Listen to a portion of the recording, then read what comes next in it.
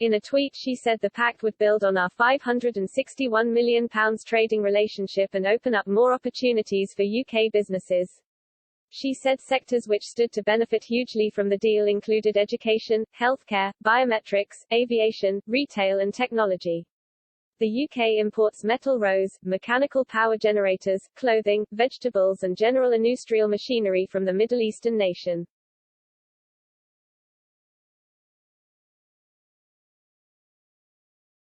And exports sent to Jordan each year include medicines and pharmaceuticals and cars.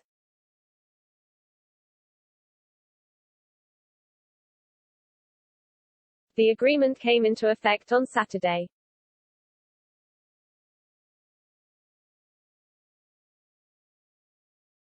James Cleverly, the Minister for Middle East and North Africa, said, as we celebrate 100 years of UK-Jordan friendship, today's new UK-Jordan trade agreement is an important step forward for our countries which will provide a boost to British and Jordanian businesses and ensure that friendship continues to grow and flourish.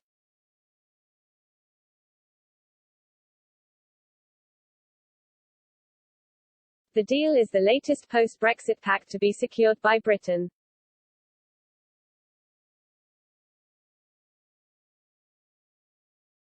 But it is not plain sailing for the government on the fishing front, as ministers face backlash over the collapse of talks with Norway.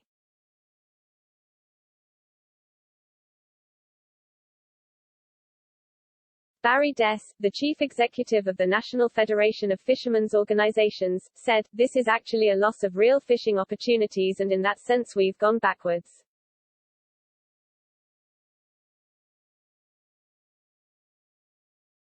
The talks centered on British access to the North Atlantic.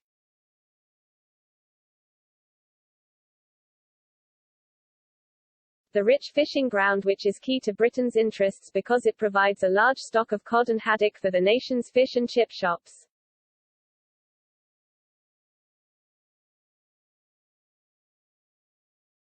The UK and Norway signed an agreement last October but talks to decide the exact fishing quotas broke down on Friday in a defeat for Boris Johnson.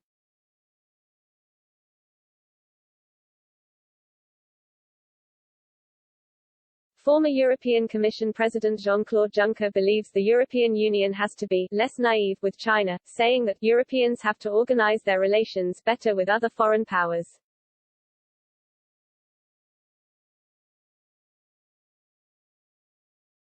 He said in an interview with news outlet Lusa, "China, of course, is a trade partner of the European Union, a quite important one, depending on the different countries because European countries have different trade relations with China, but China is our rival and is our competitor."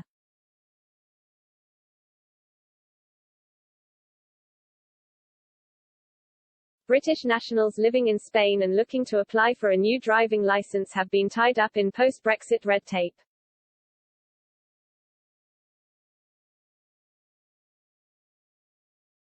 Remain in Spain founder Sue Wilson has described the problems facing British nationals as a catch-22 situation as residents approach the deadline for applying for a Spanish driving license.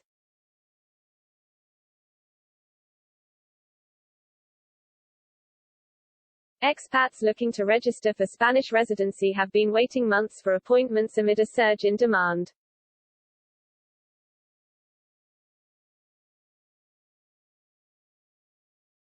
However, without confirmed status, Britons living in Spain have found switching the British driving license over to Spanish after Brexit next to impossible, despite it being a requirement under Spanish law.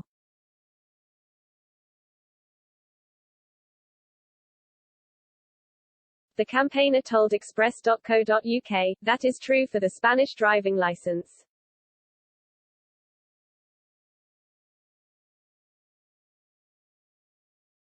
And this is a bit of a catch-22 situation because people have been trying for months to get appointments to become residents or to get in that queue, and they are very difficult to come by."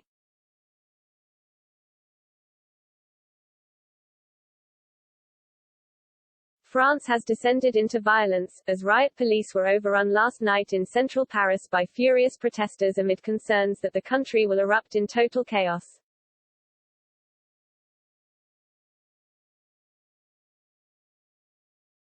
Violence broke out in central Paris last night as French riot police were overrun by furious youths who forced the officers into retreat.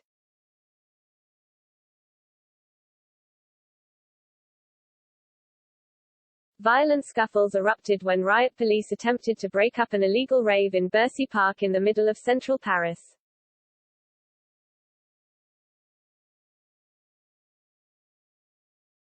Emmanuel Macron was the target of much of the anger, with his rivals far-left leader Jean-Luc Mélenchon and far-right leader Marine Le Pen attending May Day events.